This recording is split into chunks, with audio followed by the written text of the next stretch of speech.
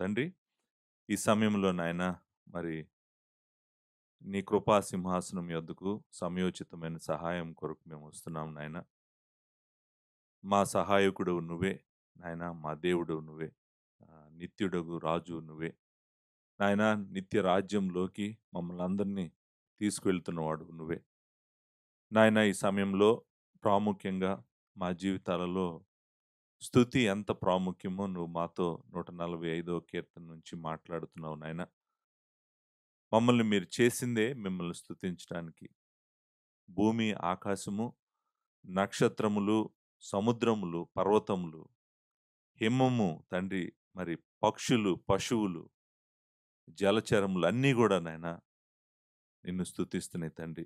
మనిషి తప్ప. నీ స్వరూపంలో చేయబడిన మనిషి నాయనా, నిన్ను ఘనపరచాల్సినటువంటి మనిషి పతనమైపోయి నాయనా ఆరాధననే మర్చిపోయాడు ప్రభువా. ఈ సమయంలో నాయనా మరొకసారి మమ్మల్ని జ్ఞాపకం చేసుకోండి. నిజంగా యేసుక్రీస్తు యొక్క రక్తంలో కడగబడిన మేము, పరిశుద్ధుడైన నీతిమంతుడైనటువంటి నీ కుమారుని రక్తము చేత విమోచించబడిన మేము, నిత్యము నిన్ను స్తుతించేవారిగా మమ్మల్ని స్థిరపరచమని ప్రార్థన చేస్తున్నాం నాయన. స్తుతి మా జీవితాలలో శ్రేష్టమైనది. స్తుతి మాకు మంచిది నాయన.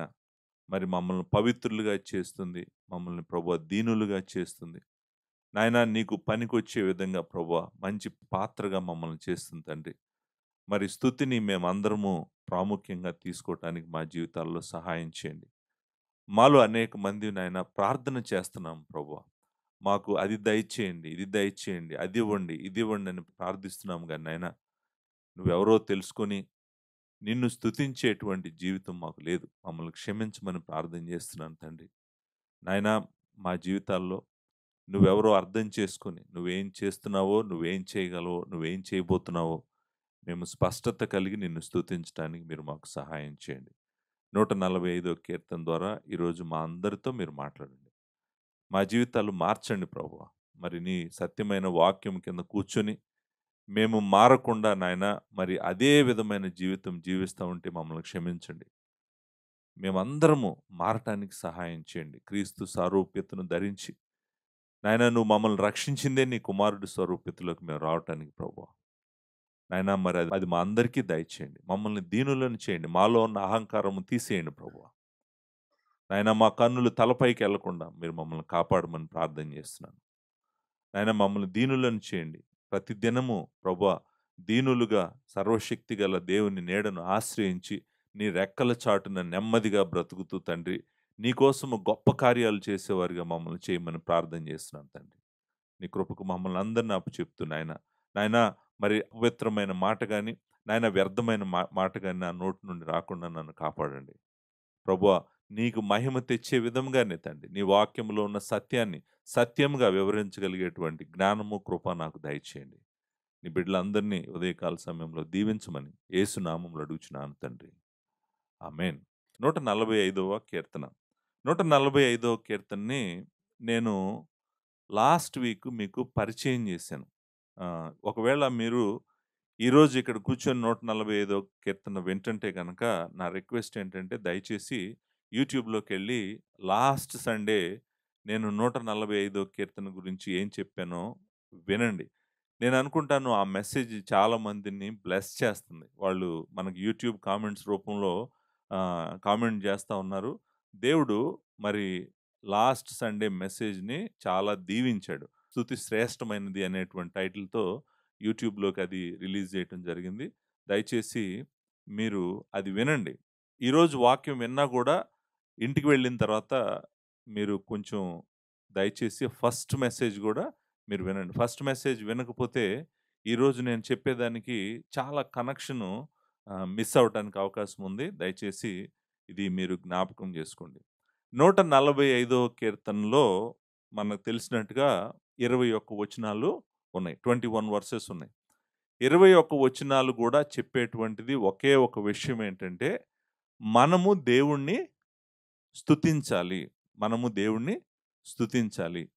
ప్రాముఖ్యముగా విమోచించబడిన మనము, దేవుని బిడ్డలమైన మనము, ఆయనకు నిత్యము స్తుతిని అర్పించాలి. ఆయన స్తుతికి పాత్రుడు, స్తుతికి యోగ్యుడు కాబట్టి, మనము నిత్యము ఆయనను స్తుతించాలి. అది మెయిన్ పాయింట్. 145 కీర్తనలో దావీదు మనకు చెప్తున్నటువంటిది ఏంటంటే, దేవుణ్ణి స్తుతించాలి మనము. దావీదు ఈ కీర్తనలో చెప్తాడు, దేవుణ్ణి అందరూ స్తుతించాలి. అందరూ స్తుతించాలి. ఎవరెవరు స్తుతించాలో నేను చూపించాను లాస్ట్ సండే. అందరూ స్తుతించాలన్నాడు. ఇంకొకటి కూడా చెప్పాడు. ఏం చెప్పాడంటే, అన్ని సమయాలలో స్తుతించాలి.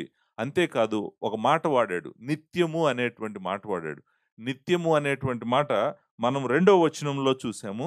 మొదటి వచనంలో చూసాము. అలాగే 21వ వచనంలో కూడా చూసాము. చూడండి, నీ నామమును నిత్యము సన్నుతించెదను అన్నాడు. రెండో వచనంలో నిత్యము నీ నామమును స్తుతించెదను అన్నాడు. 21వ వచనంలో శరీరులందరూ ఆయన పరిశుద్ధ నామమును నిత్యము సన్నుతించుదురుగాక. నిత్యము అంటే మీ అందరికీ తెలుసు, మనము మరణించటంతో ఈ స్తుతి ఆగదు. ఈ స్తుతి ఆగదు. ఈ స్తుతి నిత్యము దేవుని సింహాసనం వైపు వెళ్తానే ఉంటది. మనం పునరుద్ధానము చూడబోతా ఉన్నాము. పునరుద్ధాన శరీరాలతో కూడా దేవుణ్ణి మనము స్తుతించబోతా ఉన్నాము. నిత్యము అంటే నిత్యము. నిత్యము అనేటువంటి మాటకి ఇంకొక అర్థం ఏమి లేదు. నిత్యము అంటే నిత్యమే. నిత్యం అంటే భూమి మీద బ్రతికున్నంత కాలం మనం దేవుణ్ణి స్తుతిస్తా ఉంటాము. మన శరీరాన్ని భూమి మీద విడిచిపెట్టి దేవుని సన్నిధికి వెళ్ళినప్పుడు దేవుణ్ణి స్తుతిస్తా ఉంటాము. మరలా మన ఆత్మ, మన శరీరం కలిగి పునరుద్ధానంలో లేచినప్పుడు నిత్యము దేవుణ్ణి స్తుతిస్తా ఉంటాము. అమరత్వము గలవారమై దేవుని ముఖ దర్శనం చేసుకుంటూ ఆయన సన్నిధిలో నిత్యము మనం బ్రతుకుతున్నప్పుడు కూడా ఆయనను మనము స్తుతిస్తూనే ఉంటాము. నిత్యము స్తుతించటము అంటే అర్థము అది. మనం నిత్యము స్తుతించాలనే దేవుడు కోరుకుంటా ఉన్నాడు. 145 కీర్తనలో ఈరోజు మనం ఏం చూడబోతున్నామంటే, దేవుణ్ణి స్తుతించటానికి ఒక 10 కారణాలు నేను చూపించబోతున్నాను. దేవుణ్ణి ఎందుకు స్తుతించాలి? నిత్యము ఎందుకు స్తుతించాలి? అందరూ ఎందుకు స్తుతించాలి? అన్ని చోట్ల, అన్ని ప్రాంతాలలో దేవుణ్ణి ఎందుకు మనము స్తుతించాలి?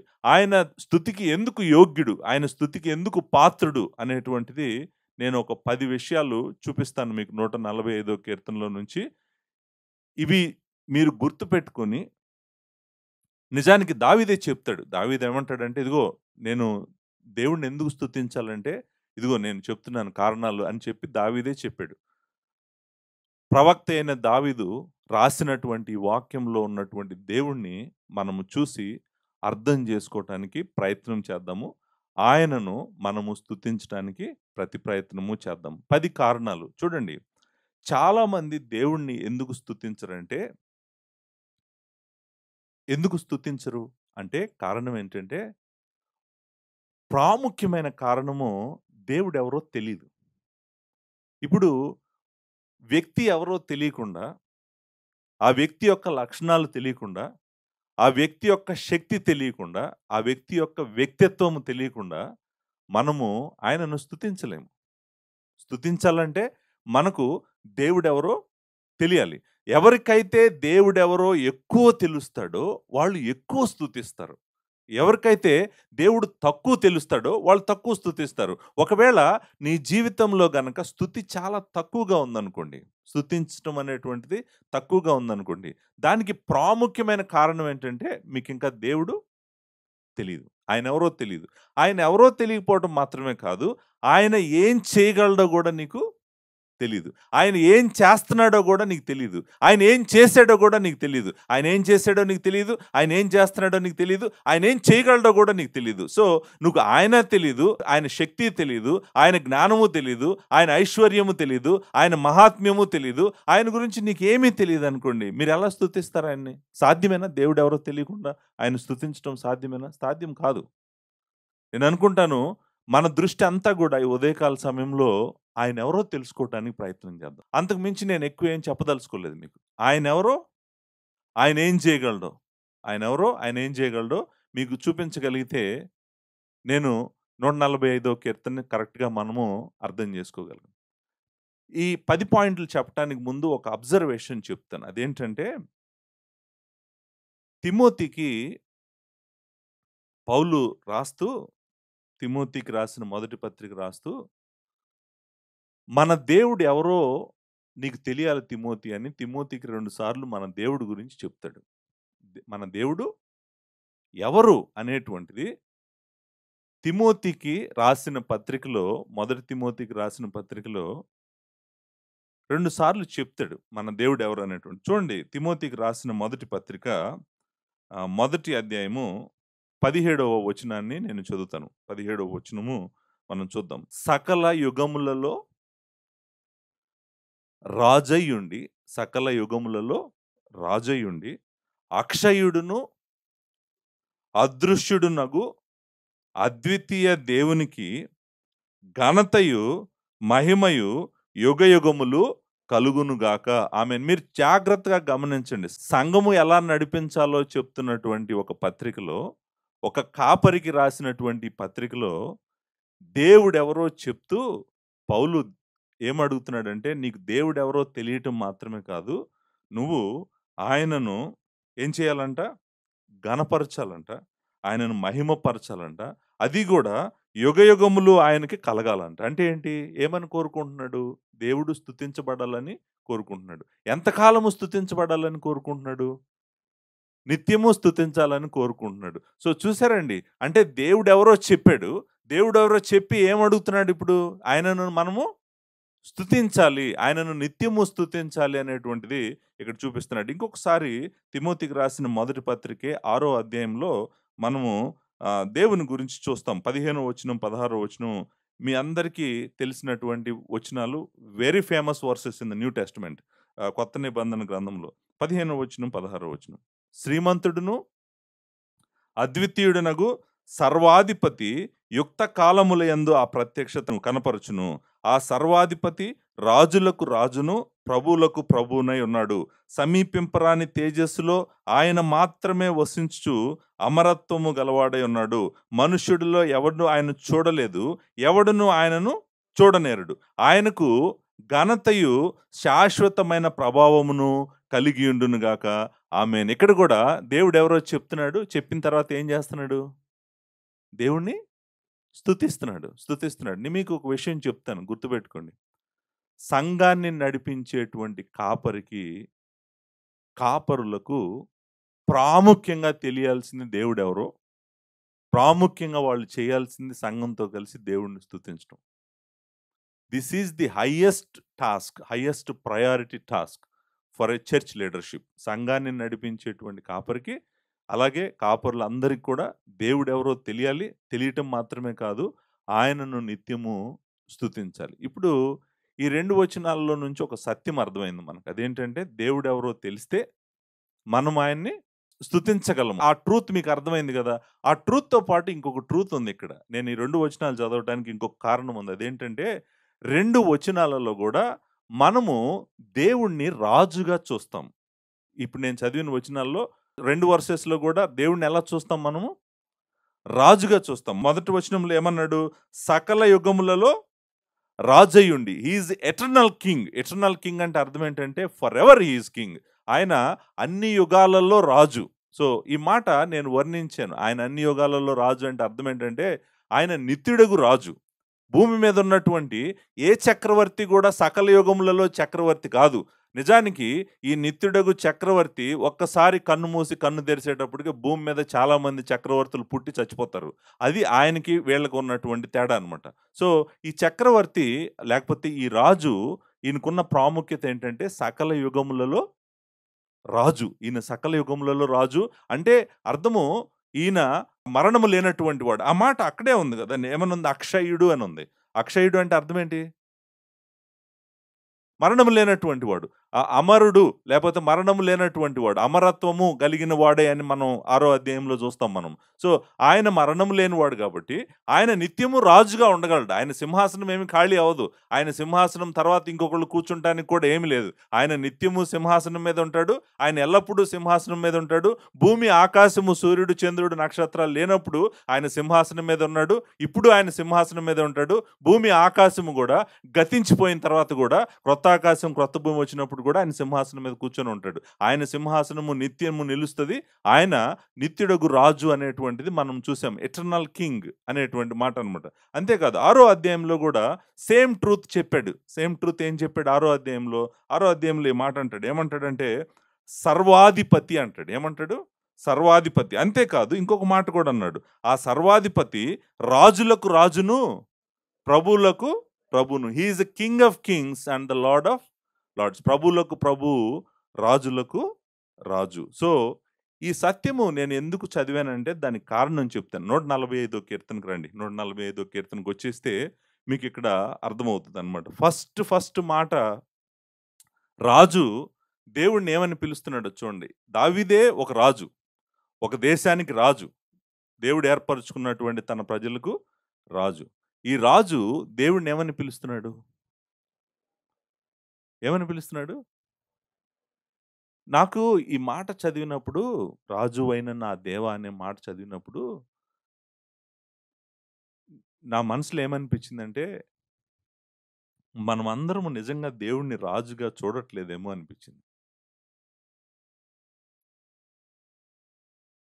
ఆయనే నిత్యుడగు రాజు అని అర్థం చేసుకొని, ఆయన నా రాజు. దావీదు ఎలాగైతే నా రాజు అన్నాడో, మనము ఈ చక్రవర్తిని, ఈ ప్రభువులకు ప్రభువుని, రాజులకు రాజుని మనము సరిగ్గా అర్థం చేసుకోవట్లేదేమో. దేవుని రాజ్యాన్ని, దేవుని రాజ్యాధికారాన్ని గూడా మనం సరిగ్గా అర్థం చేసుకోవటం లేదేమో. మనము ఎవరి కింద లేము. మనము స్వతంత్రులము. మనం ఎవరికీ లెక్క చెప్పాల్సిన అవసరం లేదు. నా జీవితం నాదే. నా కుటుంబం నాదే. నా బిడ్డలు నా వాళ్ళే. నాకు ఈ లోకంలో మిగిలిన వాళ్ళకి ఏ సంబంధం లేదని అనుకుంటూ బ్రతుకుతున్నామేమో. కానీ గుర్తుపెట్టుకోవాల్సిందేంటంటే మనమందరము గూడా ఈ రాజు యొక్క రాజ్యంలో ఉన్నాము. ఆయన మనకు రాజు. ఆయన రాజులకు రాజు మాత్రమే కాదు, మనందరికీ రాజు అనేటువంటిది మనము మర్చిపోతున్నామేమో అనిపిస్తుంది. ఈ రాజుని మనము ఆరాధించాలి. ఈ రాజుకి మనము లోబడాలి. సో, వెరీ ఇంపార్టెంట్ ట్రూత్స్ ఈ 2 గూడా. చూడండి మనము ఏమంటారు డెమోక్రసీలో ఉన్నాము. కరెక్టే. ప్రజలు పరిపాలించేటువంటి రాజ్యంలో ఉన్నాము. దేవుడు పరిపాలించే రాజ్యం గురించి మనం సరిగ్గా అర్థం చేసుకోలేకపోవచ్చు. దేవుడే రాజుగా ఉండి, నీతి రాజుగా ఉండి, ఆయనే సర్వలోకాలను పరిపాలిస్తుంటే భూమి ఎలా ఉంటది? సృష్టి ఎలా ఉంటదని మనం అర్థం చేసుకోలేకపోవచ్చు. కానీ ట్రూత్ అయితే దేవుని వాక్యం ఆదికాండం నుంచి ప్రకటన గ్రంథం వరకు చెప్పేదేంటంటే దేవుడే రాజు. సకల యుగములలో ఆయనే రాజు. ఆయన రాజులకు రాజు, ప్రభువులకు ప్రభు.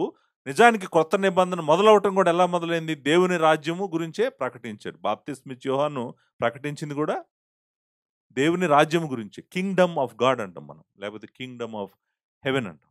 దేవుని రాజ్యము, పరలోక రాజ్యము.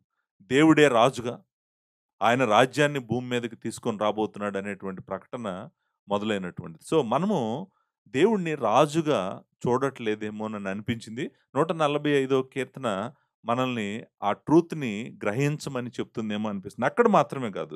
మీరు కొంచెం కిందకొచ్చారనుకోండి. కిందకి రండి. కిందకొస్తే ఈ మాట ఉంది. 11వ వచనం, 12వ వచనం, 13వ వచనం చదువుదాం. ఏమనుంది 11, 12, 13లో? జాగ్రత్తగా వినండి. ఆయన రాజ్యం మహోన్నత ప్రభావమును, ఆయన బలమును నరులకు తెలియజేయుటకై నీ భక్తులు నీ రాజ్య ప్రభావమును గూర్చి చెప్పుకొందురు. నీ శౌర్యమును గూర్చి పలుకుదురు. నీ రాజ్యము శాశ్వత రాజ్యము. మరి ఆయన శాశ్వతమైన రాజు అయినప్పుడు ఆయన రాజ్యము శాశ్వతమైన రాజ్యమే గదా! ఆయన రాజ్యంలో ఉంటే చాలు గదా మనకి. ఆయన మనకు రాజై ఉంటే చాలు గదా! ఆయన రాజ్యంలో ఉంటే నేను నిత్యము ఉంటాను. ఆయనతో ఉంటాను గాబట్టి. ఆయన రాజ్యం శాశ్వతమైంది గాబట్టి, నేను ఆయన రాజ్యంలో ఉంటే ఆయనతో ఉంటాను. ఆయన నాకు రాజై ఉంటాడు. నేను ఆయనకి లోబడతాను. ఆయనను ప్రేమిస్తాను. ఆయనను హత్తుకుంటాను. ఆయనను సేవిస్తాను. ఆయన కోసం బ్రతుకుతాను. నేను ఆయన రాజ్యంలో ఉంటాను. శాశ్వత రాజ్యము నీ రాజ్య పరిపాలన తరతరములు నిలుచును. సో, ఇక్కడ మీరు గమనిస్తే 145 కీర్తనలో నేననుకుంటాను ఈ 10 కారణాలు చెప్పటానికి ముందు మీకు జ్ఞాపకం చేయాల్సిందేంటంటే, దేవుడు రాజు. దేవుడు రాజు. ఆయనకు రాజ్యముంది. ఆయన రాజ్యము నిత్య రాజ్యము. ఆ రాజ్యము పరిపాలన చేస్తా ఉంది. భూమి మీదనున్నటువంటి అన్ని దేశాలను ఆయనే పరిపాలన చేస్తా ఉన్నాడు. సృష్టిని ఆయనే పరిపాలన చేస్తా ఉన్నాడు.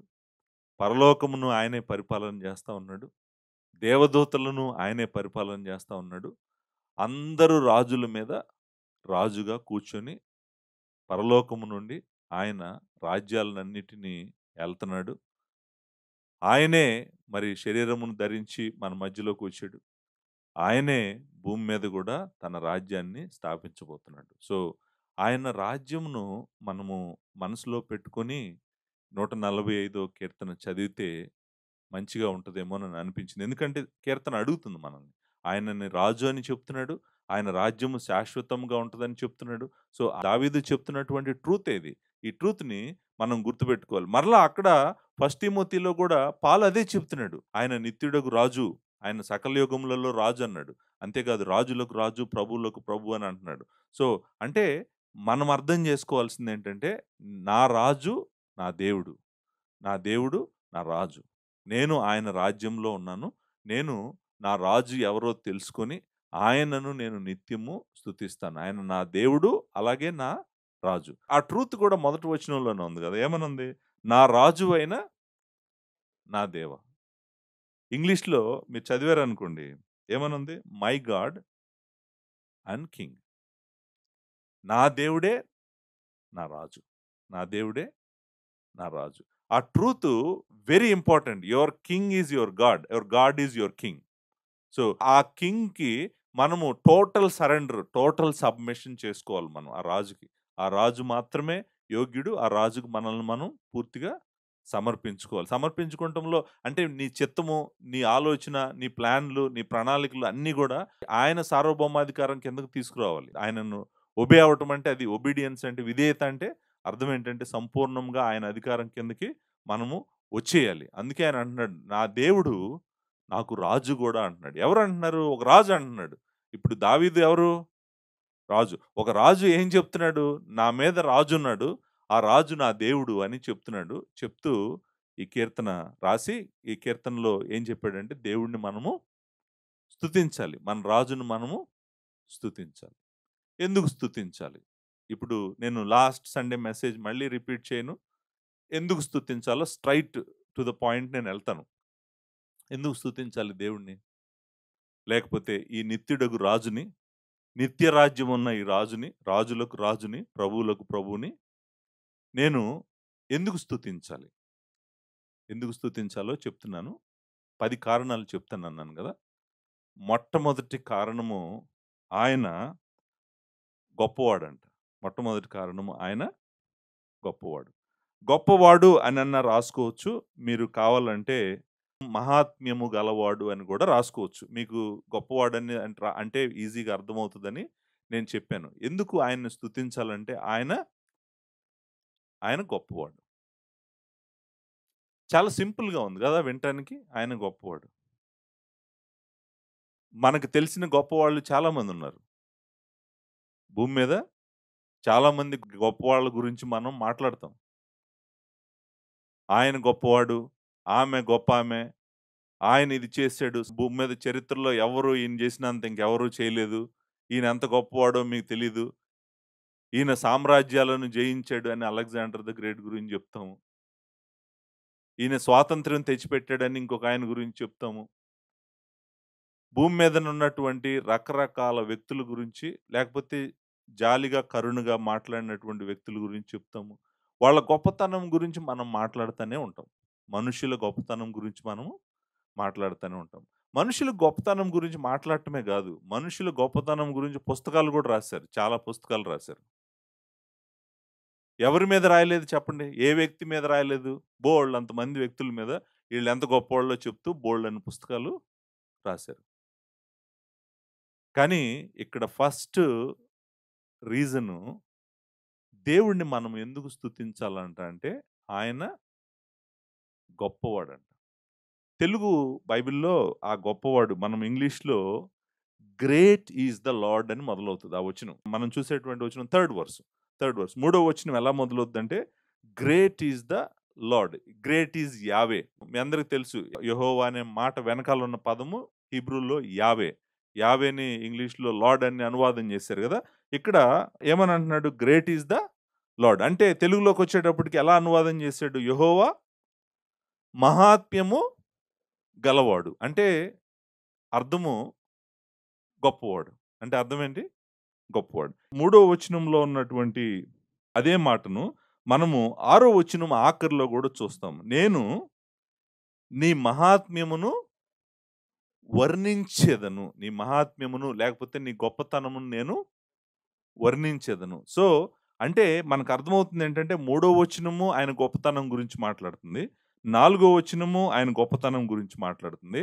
ఐదో వచనము ఆయన గొప్పతనం గురించి మాట్లాడుతుంది. ఆరో వచనం కూడా ఆయన గొప్పతనం గురించి మాట్లాడుతుంది. సో, 3, 4, 5, 6, 6 ఎండ్‌తో అయిపోయింది. ఆయన గొప్పతనమును వర్ణించెదనని అన్న దగ్గర సో, అయిపోయింది మొదటి లక్షణం. మొదటి లక్షణము చాలా పెద్ద లక్షణం. నిజానికి ఈ కీర్తన అంతట్లో ఆ 10 లక్షణాల్లో గూడా మొదటి లక్షణము చాలా గొప్ప లక్షణము. పెద్ద లక్షణము. పెద్ద లక్షణం మాత్రమే గాదు గొప్పది. ఎందుకంటే చాలా వచనాలలో ఆయన వర్ణిస్తా ఉన్నాడు. సో, ఆయన గొప్పతనం గురించి ఏం చెప్తున్నాడు దావీదు? ఆయన గొప్పతనం గురించి ఏం చెప్తున్నాడంటే, ఆయన గొప్పవాడు గనక ఆయనకంట అధిక స్తోత్రము నొందదగినవాడంట. ఆయన గొప్పవాడు గాబట్టి ఆయన అధిక స్తోత్రము పొందదగినవాడు. అంతేకాదు ఆయనంట ఒక తరము వారు ఇంకొక తరము వారి దగ్గర ఆయన గొప్పతనము చెప్తూ కొనియాడాలంట.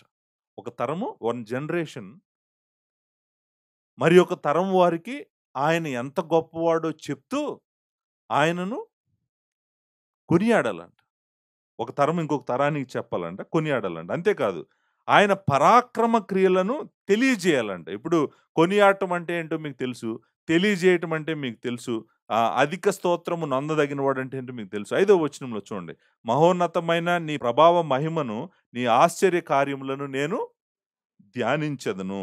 6వ వచనంలో మనుషులు వివరించెదరు, నేను వర్ణించెదను అంటున్నాడు. సో, ఆయన గొప్పతనాన్ని మనం వర్ణించాలంట. ఆయన గొప్పతనాన్ని మనం మనుషులకు వివరించాలంట. ఆయన గొప్పతనం గురించి మనము ధ్యానించాలంట. ఆయన గొప్పతనాన్ని మనము తెలియజేయాలంట. ఆయన గొప్పతనాన్ని మనము కొనియాడాలంట. ఆయన గొప్పతనమును బట్టి మనము ఆయనకు అధిక స్తోత్రము చెల్లించాలంట. సో, ఇదంతా చేయాలి. ఒక తరం వారు ఇంకొక తరం వారితో కూడా చేయాలన్నాడు కదా! ప్రశ్నేంటంటే, ఇంతకీ మన దేవుడు, ఈ రాజు అయ్యున్నటువంటి మన దేవుడు ఎంత గొప్పవాడు? మన దేవుడు ఎంత గొప్పవాడు? ఎంత గొప్పవాడు అని దావీదు ఇక్కడ వర్ణిస్తున్నాడు. ఎంత గొప్పవాడో వర్ణిస్తున్నాడు. వర్ణనను మనం చూడటానికి ప్రయత్నం చేద్దాం. ఆయనేమన్నాడు? 3వ వచనంలో అన్నాడు, ఆయన మహాత్మ్యము గలవాడు, ఆయన గొప్పవాడు అని చెప్పాడు. చెప్పి ఆయన అధిక స్తోత్రము నొందదగినవాడన్నాడు. అంతేకాదు ఆయన మహాత్మ్యము అనేటువంటి మాట మనం చూస్తాం గదండీ! ఏమనుందక్కడ? మహాత్మ్యము. సో, ఆయన గొప్పతనము లేకపోతే ఆయన ఏమంటారు? గ్రేట్‌నెస్ అనండి మనం. గొప్పతనము. ఆయన గొప్పతనము గురించి మాట్లాడుతూ, ఆయన గొప్పతనం ఏంటో చెప్తూ ఇక్కడ ఒక మాట అన్నాడు. ఏమన్నాడంటే, గ్రహింప శక్యము కానిది అన్నాడండి. ఏమన్నాడు? ఆయన ఎంత గొప్పోడంటే మనకు తెలీదు అంత గొప్పోడన్నాడు. ఇది ఎలా యాక్చువల్‌గా నిజానికి అక్కడ అన్న మాట ఏంటంటే, ఆయన ఎంత గొప్పోడంటే మనము గ్రహింప శక్యము కాని. మీరు పర్వతం ఎంత గొప్పదన్నారనుకోండి, నేను దాని ముందు నుంచొని దగ్గర దగ్గర పైకి, కిందకి, పక్కకి చూసి చెప్పగలను ఎంత పెద్దదో. ఈ సముద్రం ఎంత పెద్దదన్నారనుకోండి, మేబీ ఆ సముద్రం మీద నుంచి ఇటువైపు నుంచి అటువైపుకు విమానం యేసుకొనెళ్ళి, నేను ఎంత పెద్దదో చూసి మీకు చెప్పగలను. భూమి ఎంత పెద్దదని మీరు అడిగారనుకోండి, మేబీ భూమి మీద నుంచి బయటికెళ్ళిపోయి నేను భూమిని చూసి భూమి చాలా పెద్దదని చెప్పగలను. సృష్టి ఎంత పెద్దదన్నారనుకోండి, అసలు సృష్టిలో ఎన్ని నక్షత్రాలున్నాయి? ఎన్ని చంద్రుళ్ళున్నాయి? ఎంత పెద్ద యూనివర్స్ ఇది. ఎన్ని గెలాక్సీస్ ఉన్నాయి? చెప్పమన్నారనుకోండి, మనం ఏదో ఒకటి చేసి, ఏదో ఒకటి చేసి దీన్ని కొలిసి లైట్ ఇయర్స్‌లోనో, ట్రిలియన్స్ ఆఫ్ లైట్ ఇయర్స్‌లోనో దేంటో దాంతో మెజర్ చేసి, ఇగో యూనివర్స్ ఈ ఎండ్ నుంచి ఈ ఎండ్ వరకు ఇన్ని ట్రిలియన్ ఇయర్స్ ఉంది డిస్టెన్స్. ట్రిలియన్ లైట్ ఇయర్స్ ఉంది. సో, ఈ యూనివర్స్ ఏ షేప్‌లో ఉందంటే, ఇదిగో ఇలా ఉంది ఈ యూనివర్సు. మనము చెప్పొచ్చు. ఇష్యూ ఏంటంటే, దేవుడు ఎంత గొప్పవాడంటే, ఆయన ఎంత గొప్పవాడో గ్రహించటానికి మనిషికి గ్రహింప శక్యము కాదు. అర్థం కాదండి. మనకు తెలీదండి. నిజానికి మనకు చాలా తెలీదు. నా తలలో ఎన్ని హెయిర్ ఉన్నాయో కూడా నాకు తెలీదు. తర్వాత నా బాడీలో ఎన్ని సెల్స్ ఉన్నాయో కూడా నాకు తెలీదు. My entire body some people say there are trillions of cells inside my body. నా శరీరంలో ఒక్క సెల్‌తో మొదలైన నా శరీరము ఈరోజు ఎన్ని సెల్స్ ఉన్నాయి నా బాడీలో అంటే నాకు తెలీదు.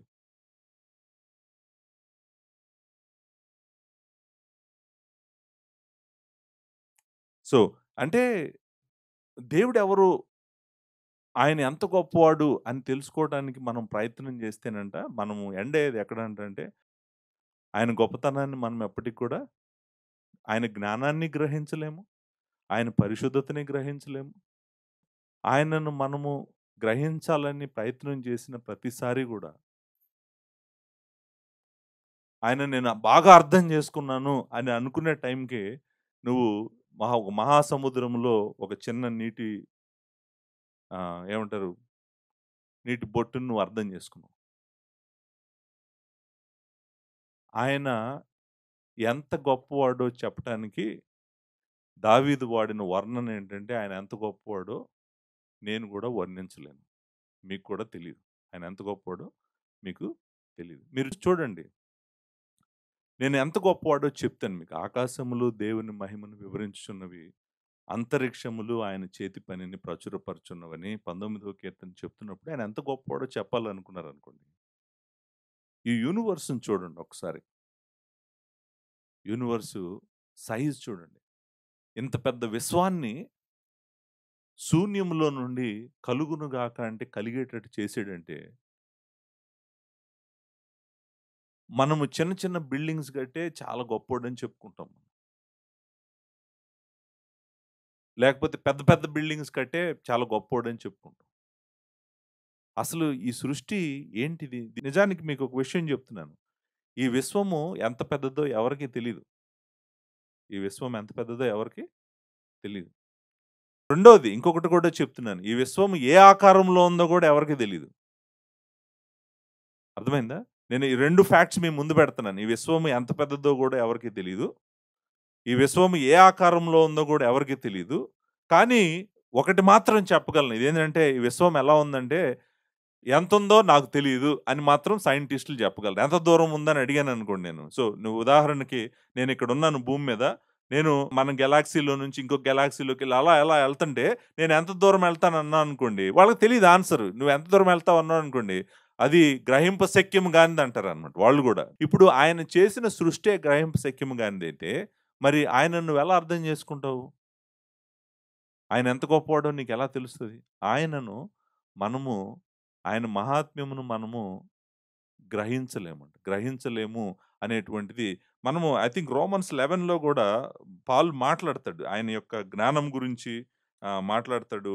మనము అర్థం చేసుకోలేము, ఊహించలేము అనేటువంటిది. అగమ్యములు అనే మాట మనం చూస్తాం. అంటే 11వ అధ్యాయము రోమీయులకు రాసిన పత్రిక 33వ వచనంలో ఈ మాట మనము చదువుతామనమాట. ఏమని చదువుతామంటే, ఆహా! దేవుని బుద్ధి జ్ఞానముల బాహుళ్యము ఎంతో ఎంతో గంభీరము. ఆయన తీర్పులు శోధింపనెంతో అసఖ్యములు. ఆయన మార్గములు ఎంతో అగమ్యములు. సో, అంటే క్వెషన్ ఏంటంటే దగ్గర దగ్గర పాల్ గూడా చెప్తుందేంటంటే, అవి గ్రహింప శక్యము కానివి. ఆయన జ్ఞానం గాని, ఆయన తీర్పులు గాని, ఆయన క్రియలు గాని, ఆయన పనులు గాని అన్నీ గూడా మనము నిజానికి మనం ఎప్పటికీ అర్థం జేసుకోలేము. అర్థం జేసుకోలేము. ఆయన ఎంత గొప్పవాడో నువ్వు తెలుసుకోవాలని ప్రయత్నం జేస్తే ఆన్సర్ ఏంటంటే, ఆయన యొక్క గొప్పతనము,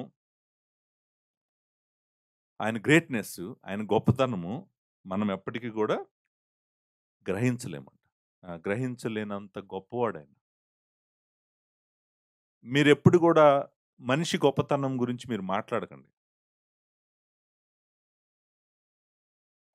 మనిషి చాలా టెక్నాలజీ సైడ్ చాలా అడ్వాన్స్డ్‌గా ఉన్నాడు. ఆకాశంలోకెళ్తన్నాడు. ఆకాశం నుంచి భూమిని జూస్తున్నాడు. నక్షత్రాలను జూస్తున్నాడు. చాలా గొప్పవాడు మనిషి అని మనం చెప్పకూడదు. మనం చెప్పాల్సిందేంటో తెలుసా అండి? నా దేవుడు గొప్పవాడు. ఆయన స్వరూపము నేను కలిగున్నాను గాబట్టే నేను ఆయనలాగా ఆలోచించగలుగుతున్నాను. ఆయనలాగా పని చేయగలుగుతున్నాను. ఆయన స్వరూపాన్ని నాకిచ్చాడు గాబట్టి. ఆయనను పొగడాల్సిన మనము మనుషులను పొగుడుతున్నాం. ఆయనొక్కడే గొప్పవాడు. ఆయన తప్ప ఇంకెవ్వరు గొప్పవాడు లేరు. సో, మొదటిది చెప్పాడు. ఆయన ఎంత గొప్పవాడో చెప్పాడు. అంతే కాదంట. ఇంకొకటి ఇక్కడ ఆయన ఎంత గొప్పవాడో మనం గ్రహించలేమని చెప్పాడు. గ్రహించలేమని చెప్పి అంటాడు, ఒక మాట అన్నాడు. ఆయన క్రియలు, ఆయన పరాక్రమ క్రియలు, ఆయన కార్యములు 4 వచనంలో క్రియలతో పాటు పరాక్రమ క్రియలనుంది. తర్వాత 5 వచనంలో ఆశ్చర్య కార్యములనున్నాయి. 6 వచనంలో భీకర కార్యములనున్నాయి. 6 వచనంలోనే విక్రమమును అని. విక్రమం అనే మాట కనపడింది గదా! విక్రమమును. విక్రమము అంటే అధిక బలము కలిగినటువంటి వాడు.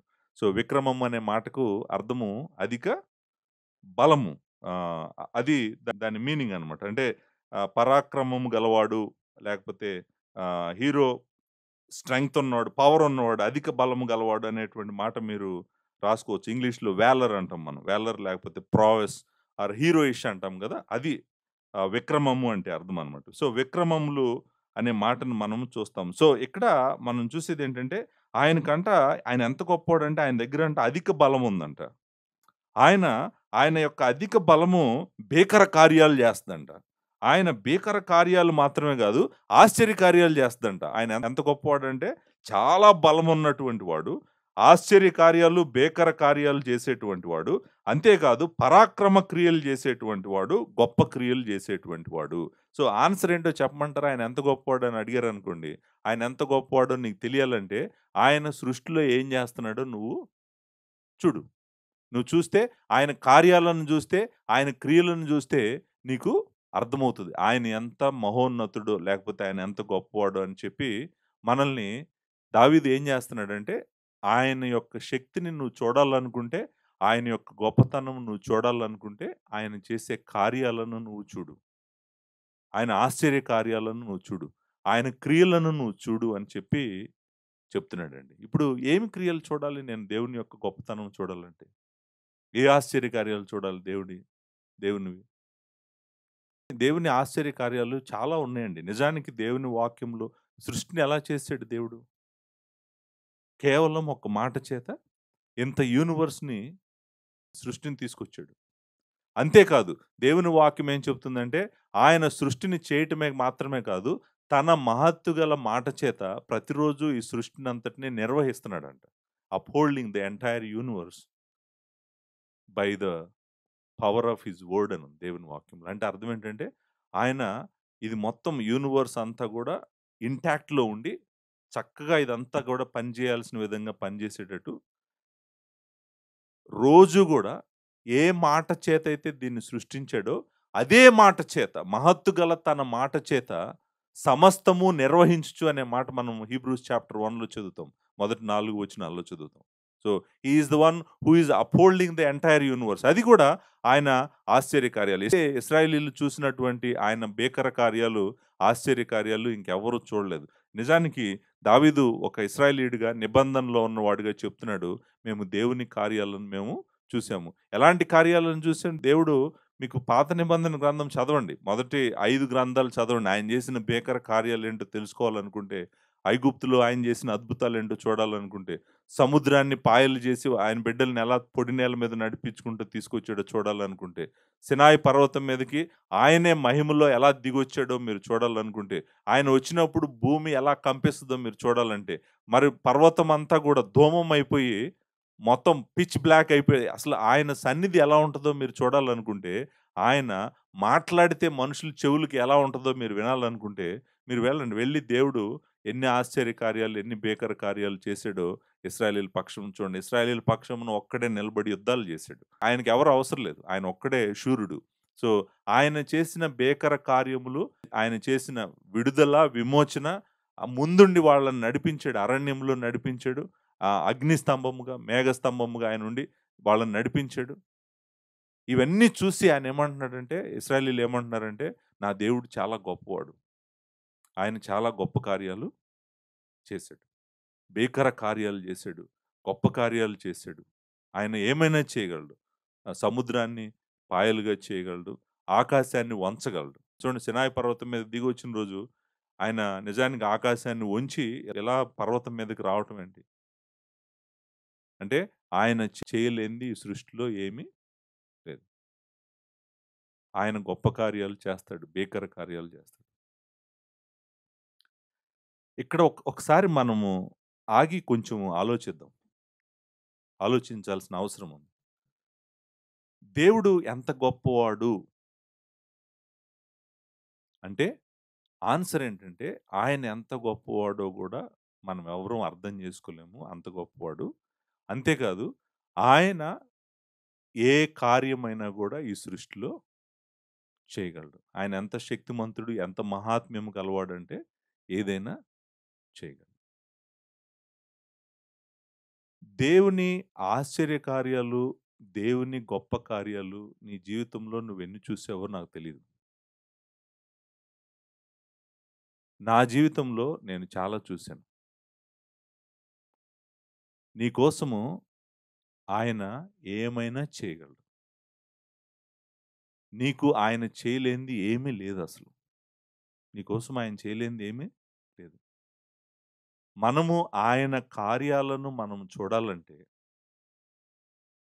నువ్వు ఆయనెవరో తెలుసుకొని, నువ్వు ఆయన్ని ఆశ్రయించాలి. ఆయన్ని ఆశ్రయించితే, నువ్వు చాలా గొప్ప కార్యాలను నువ్వు చూస్తావు. నీ జీవితంలో చూస్తావు. దేవుడు సైలెంట్‌గా ఏం లేడిప్పుడు. ఏమి కార్యాలు చేయకుండా లేడు దేవుడు. దేవుడు చాలా గొప్ప కార్యాలు వ్యక్తుల జీవితాల్లో, మన కుటుంబాల్లో దేవుడు చేస్తానే ఉన్నాడు. మీరు ఊహించనటువంటివి. ఇవి ఎలా జరుగుతది? ఇది ఎలా జరిగింది? నువ్వు ఎన్ని విధాలు ఆలోచించినా గూడా నీకొచ్చే కన్క్లూజన్ ఏంటో తెలుసా? ఇది దేవుని ఆశ్చర్య కార్యం. ఇది దేవుడు చేశాడు.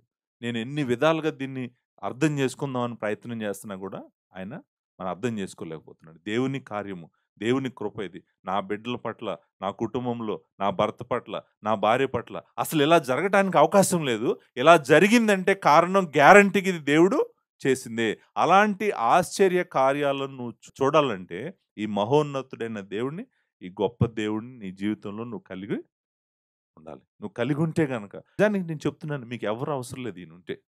ఈయనొక్కడు చాలు నీకు. ఈయనొక్కడు చాలు. ఈయనొక్కడినే నువ్వు స్తుతి ద్వారా పట్టుకో. ఆయన పాదాలను పట్టుకో స్తుతి ద్వారా. ఈయనొక్కడు చాలు. నీకెవ్వరు ఏమి చేయలేరు. ఏ శరీరీ నీకేం చేయలేదు. ఏ మనిషి నీకేం చేయలేడు.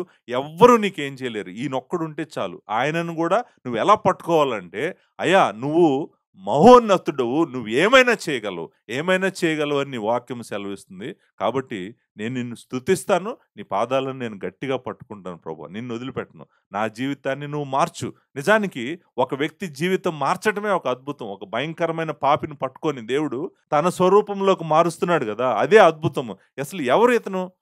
ఇలాంటి వ్యక్తి ఎలా మారాడేంటి? ఎలా అయిపోయాడేంటి? అనేటువంటిదే ఒక గొప్ప అద్భుతం దేవుడు చేసేటువంటిది. దేవుడు చేసే అద్భుతాల్లో గొప్ప అద్భుతం ఏంటంటే, మన సాల్వేషన్. చనిపోయిన మనము, మన పాపములలో, మన అపరాధాల్లో చనిపోయిన మనల్ని దేవుడు బ్రతికిస్తున్నాడంట. Life, giving life. నేనే జీవం అన్నాడాయన.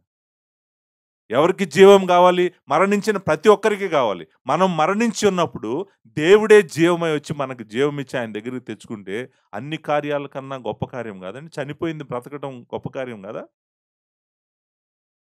సో, దేవుడు గొప్పవాడు అని మీ జీవితంలో మీరు చూడటం మొదలుపెట్టాలి. సముద్రం ముందు నుంచొని సముద్రం చాలా గొప్పది. పర్వతాల ముందు నుంచొని పర్వతాలు చాలా గొప్పవి. పెద్ద పెద్ద బిల్డింగ్స్ ముందు నుంచొని బిల్డింగ్ చాలా గొప్పది. అసలిది కట్టినాయన ఇంకెంత గొప్పవాడో అని నువ్వు అనుకుంటా ఉన్నావు గదా!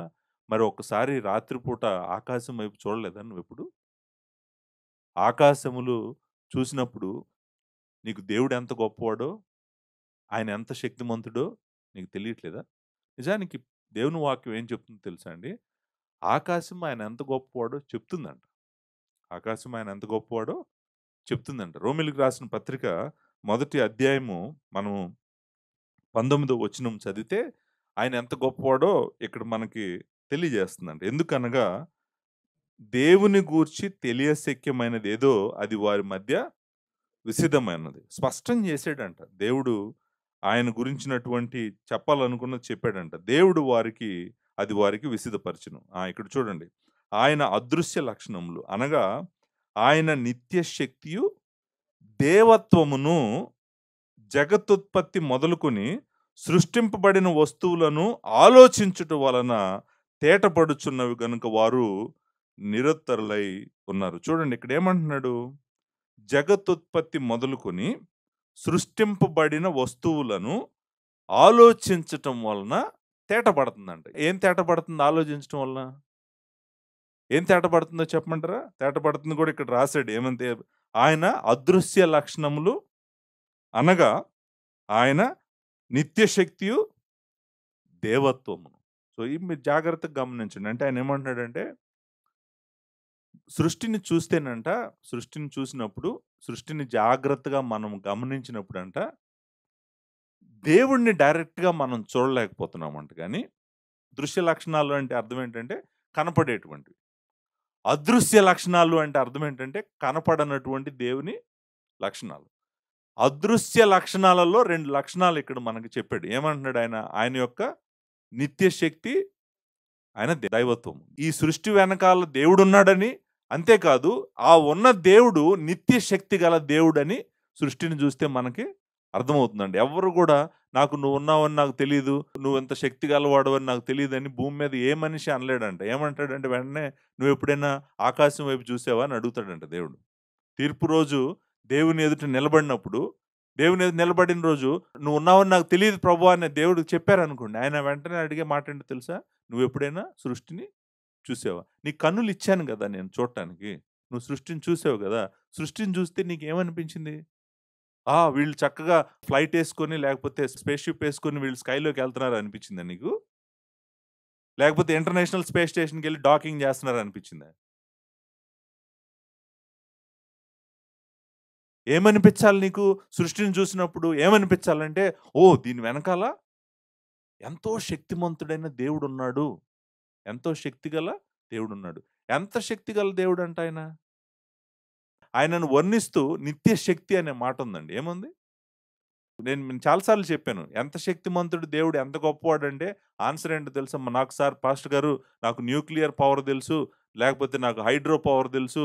నాకు ఈ పవర్‌లు తెలుసు గానీ ఈ ఎటర్నల్ పవర్ ఏంటి సార్? నాకు ఎటర్నల్ పవర్ అంటే ఏంటో తెలీదన్నాను. ఎటర్నల్ పవర్ అంటే ఏంటంటే ఈ సృష్టి మొత్తాన్ని ఒకే ఒక్క మాట చేత ఎగ్జిస్టెన్స్‌లోకి తెచ్చింది గదా! దాన్ని ఎటర్నల్ పవర్ అంటారు. అంటే అన్‌లిమిటెడ్ పవర్. ఇప్పుడు నిత్య శక్తిని వర్ణించమన్నారనుకోండి మీరు. నేనంటాను నాకు తెలీదంటాను. ఆన్సర్ ఏంటి? నాకు తెలీదు. నేను ఫిషన్ చెప్పగలను, ఫ్యూజన్ చెప్పగలను, న్యూక్లియర్ బాంబ్స్ ఎలా పనిచేస్తాయో చెప్పగలను, ఎంత శక్తిని ఇవ్వగలవో చెప్పగలను, కాలిక్యులేట్ చేసి చెప్పగలను. కానీ ఆయన ఎంత శక్తిమంతుడని అడిగితే నేనేం చెప్పగలను? నేను చెప్పగలిగిందేంటి ఆయన ఎంత శక్తిమంతుడంటే ఏమంటానంటే, ఆయన కేవలము మాట చెప్తేనే ఇంత సృష్టి కలిగింది. మరి ఇంకా ఆయన మాటకే అంత శక్తుంటే, అసలాయన ఎంత శక్తిమంతుడు? నేనెలా చెప్పగలను? ఎలా వర్ణించగలను?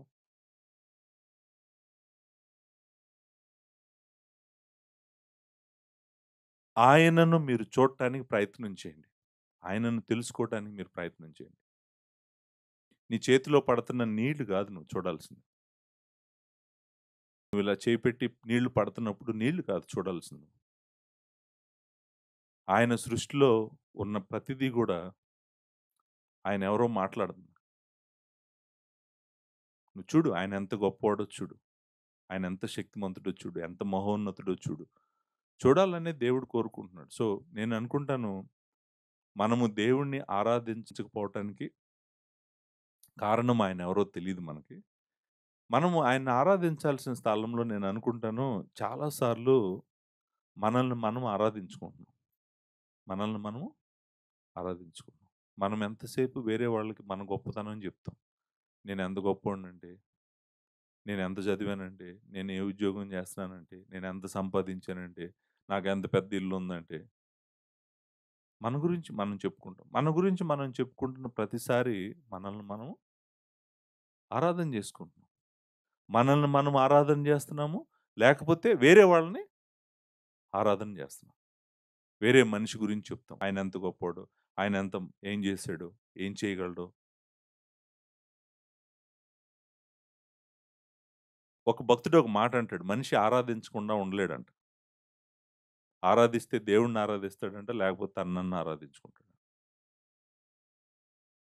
దేవుడు మనిషిని ఆరాధించడానికి చేసాడు. దేవుడు మనిషిని ఆరాధించడానికి చేశాడు. ఆయనను ఆరాధించడానికి చేశాడు. మనిషి పతనమైపోయి తనను తాను ఆరాధించుకుంటున్నాడు. లేకపోతే సృష్టిని ఆరాధిస్తున్నాడు. లేకపోతే సృష్టిలో ఉన్నటువంటి అన్నిటిని ఆరాధిస్తున్నాడు. చెట్టుని ఆరాధిస్తున్నాడు. లేకపోతే రాయిని ఆరాధిస్తున్నాడు.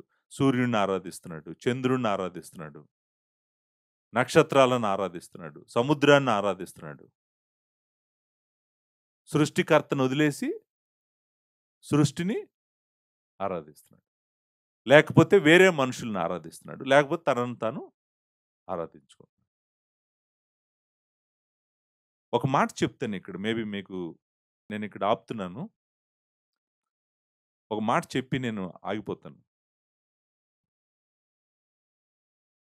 అదేంటంటే, మన జీవితాలలో మనం అనుభవిస్తున్నటువంటి ప్రతి శిక్ష గూడా మనం ఆరాధన చేయకపోవటం వల్లనే. మన జీవితాలలో, మన కుటుంబంలో, మన బిడ్డల జీవితాల్లో మనము చూస్తున్న ప్రతి పాపము, ప్రతి నాశనానికి కారణం గూడా మనము దేవుణ్ణి ఆరాధించకపోవటమే. మనము దేవుణ్ణి ఆరాధించని రోజు మీరు గుర్తుపెట్టుకోండి. మీరు ఎవరో ఒకరిని ఆరాధిస్తున్నారు. మీరు దేవుణ్ణి కాకుండా వేరే వాళ్ళని, వేరే వ్యక్తులను మీరు ఆరాధిస్తున్నారు కాబట్టే దేవుడు మిమ్మల్ని వదిలేసాడు.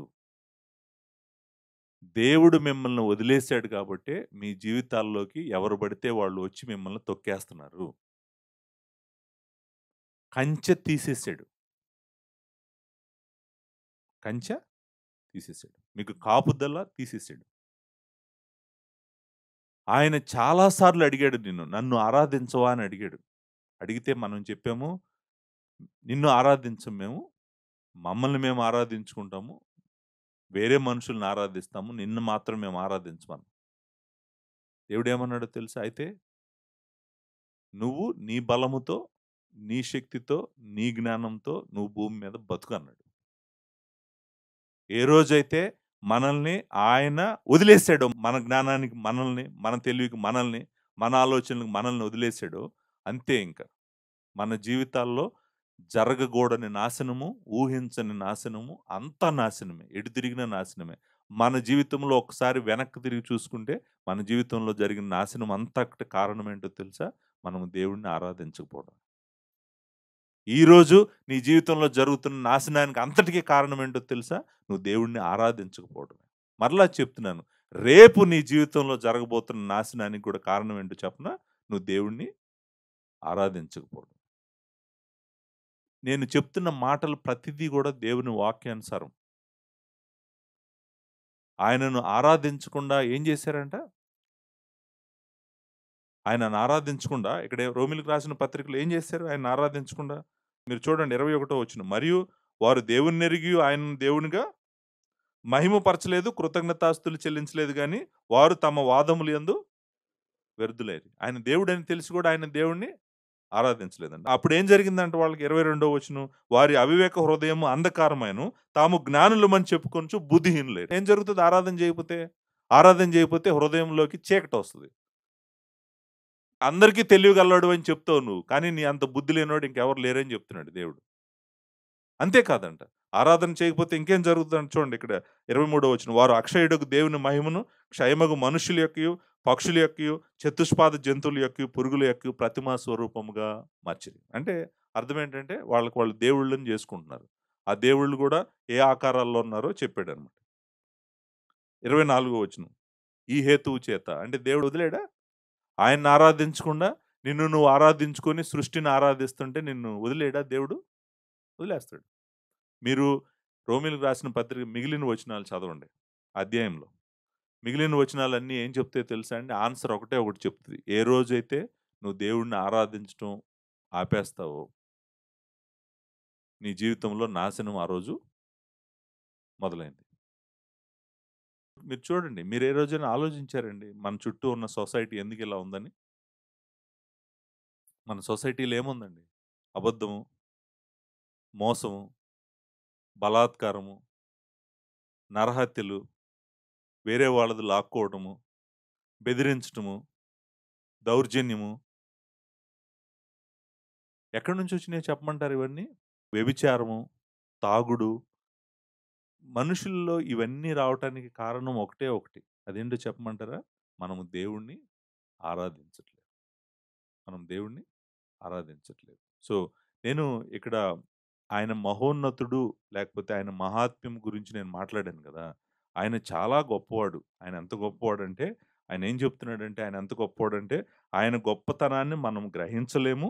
అంతేకాదు, ఆయన క్రియలు ఎలాంటి క్రియలు జేస్తారంటే, ఏం జేశాడు దేవుడంటే, ఒక తరం ఇంకొక తరముతో మాట్లాడేంత గొప్ప కార్యాలు జేస్తాడండి వాళ్ళ జీవితాలతో. ఎవరైతే ఆరాధన జేస్తారో, ఎవరైతే ఆరాధనకు వాళ్ళ జీవితాలను అప్పగించుకుంటారో, వాళ్ళ ద్వారా దేవుడు గొప్ప కార్యాలు, పరాక్రమ క్రియలు జేస్తాడంట. ఆశ్చర్య కార్యాలు జేస్తాడంట. భీకర కార్యాలు జేస్తాడంట. వీటిని వర్ణించటానికి కూడా బేసికల్‌గా చెప్పాలనుకుందేంటంటే, వాళ్ళ జీవితాల్లో దేవుడు చాలా గొప్ప గొప్ప కార్యాలు చేస్తాడు. ఒక తరము ఇంకొక తరాన్ని కూర్చోబెట్టి చెప్పాలంటే అసలు ఇంకొక తరం దొరకట్లేదు ఇప్పుడు. ముందు అసలు ఈళ్ళ దగ్గర చెప్పటానికి ఏం లేదు. వీళ్ళ దగ్గర ఆళ్ళకి చెప్పటానికి ఏం లేదు. ఇంకొకటి కూడా మీరు గమనించండి ఇక్కడ. ఆరాధన చేయకపోతే ఒక తరం నాశనం అవ్వటం గాదు. చాలా తరాలు నాశనం అయిపోతాయి. ఎందుకంటే ఇంకొక తరానికి నీ దగ్గర చెప్పటానికి ఏం లేదు. నువ్వు దేవుని ఔన్నత్యాన్ని, గొప్పతనాన్ని నువ్వే చూడలేదు. నువ్వేం చెప్తావు ఇంకొక తరానికి? ఇంకొక తరాన్ని నువ్వు దేవుడిలో ఎలా పెంచగలవు? నువ్వు పెంచలేవన్నమాట. సో, దేవుడు గొప్పవాడు. ఆయన గొప్ప కార్యాలు చేసేవాడు అని నువ్వు తెలుసుకొని, నువ్వు ఆయనను ఆరాధించటం మొదలుపెట్టు. అంతేకాదు, ఆయనొక్కడుంటే చాలు. నేను దీన్ని అసలు ఈ ట్రూత్‌ని నేను ఎలా మీకు కమ్యూనికేట్ జేయాలో ఆలోచిస్తున్నాను. అదేంటంటే, ఆయనొక్కడు చాలు నీకు ఇంకెవరు అవసరం లేదు. ఆయనొక్కడు చాలు నీకెవరు అవసరం లేదు. నీకెవ్వరు అవసరం లేదు. ఆయనొక్కడు చాలు అనే మాట నేను చెప్తున్నాను మీకు. ఆయనుంటే చాలు నీకు. ఇంకెవరు అవసరం లేదు. ఆయన కోసం బ్రతుకు. ఆయనను హత్తుకో. ఆయనను ప్రేమించు. నేను నీ కోసం ఉన్నాను ప్రభువా! నన్ను వాడుకో ప్రభువా! అని నువ్వు అడుగు. ఆయనను స్తుతించు. ఆయనను గొప్ప చెయ్యి. ఆయన ఘనపరచు. నీ జీవితం చూడు ఎలా ఉంటదో. దేవుడు ఏం చేస్తాడో చూడు నీ జీవితంతో. చాలా గొప్ప కార్యాలు చేస్తాడు నీ జీవితం ద్వారా. ఎందుకంటే నువ్వు ఆయనను ఆరాధించే వ్యక్తిగా నువ్వున్నావు కాబట్టి. నేనిక్కడ ఆపుతున్నాను ఈరోజు. ఎందుకంటే మిగిలిన 9 పాయింట్స్ ఉన్నాయి. ఆయన ఎవరో చెప్పాలి వరుసన ఒక్కొక్కటి. జాగ్రత్తగా చెప్పాలి. తప్పకుండా నేను మిగిలిన 9 పాయింట్లు గూడా నేను వర్ణించడానికి ప్రయత్నం చేస్తాను. వర్ణించాలి. ఎందుకంటే మన దేవుడెవరో మనకు తెలియాలి గదా! తెలియకుండా మనం ఆయన్ని ఆరాధించలేము. ఆయన్ని స్తుతించలేము గాబట్టి, ఆయనెవరో తెలుసుకోవడానికి మనం ప్రయత్నం చేద్దాం. చాలా గొప్ప లక్షణాలున్నాయి ఈ కీర్తనలో. దేవుడెవరు అనేటువంటిది వండర్‌ఫుల్ సాము. మనము కలిసి చదువుదాము. అంతేకాదు కలిసి ధ్యానిద్దాము. అంతేకాదు కలిసి ఆరాధన చేద్దాము. మీరు స్తుతిని, ఆరాధనను శ్రేష్టమైనదిగా మీ జీవితాల్లో తీసుకోండి. సమయం తీసుకొని మీరు దీని మీద దృష్టి పెట్టండి. స్థలాలు కొనాలని తిరక్కండి. పొలాలు కొనాలని తిరక్కండి. బంగారం కొనాలని తిరక్కండి. ఆ బంగారం కొనటానికి ఎలా డబ్బులు దాచిపెట్టాలో మీ జీవితంలో గంటలు, గంటలు స్పెండ్ చేయకండి. దేవుడిని స్తుతించండి. మీకు గావాల్సినయన్నీ గూడా అవే మీ ఎనకాలొస్తాయి. మీరు ఆయనను పట్టుకొని వెళ్తా ఉండండి. మీకు కావాల్సిందంతా మిమ్మల్ని వెతుక్కుంటా మీ వెనకాల వస్తాయి. వాటెనకాల మీరు వెళ్ళకండి. వాటెనకాల మీరు వెళ్తే మీరు దేవుడినే పోగొట్టుకుంటారు. సమస్తము మీరు పొంది నీ ఆత్మను పోగొట్టుకుంటే నీకేం మేలు? నీకేం లాభం? సో, దేవుడు మనకు మన కన్నులు ఓపెన్ జేసి ఆయన ఎంత గొప్పవాడో చూసే కృప మనకు దయచేయాలని నేను కోరుకుంటూ ముగిస్తున్నాను. Thank you very much.